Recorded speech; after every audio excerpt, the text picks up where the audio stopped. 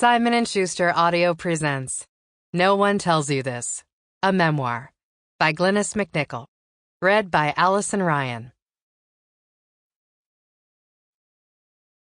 There are years that ask questions and years that answer. Zora Neale Hurston. You're lonely?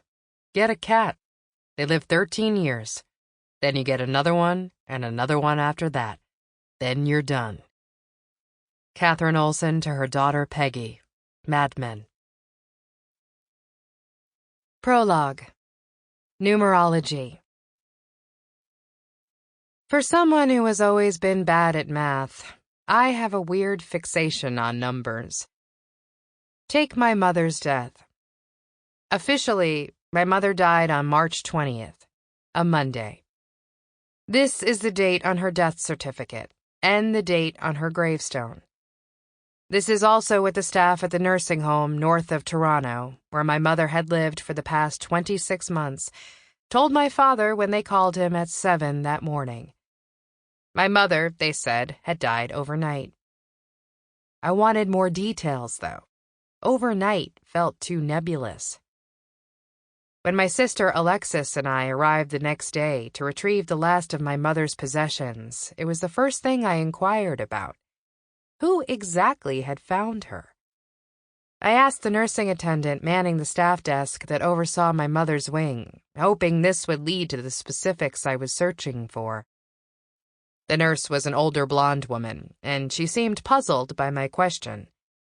"When a person is that ill," she said, "we send someone in to see them every hour."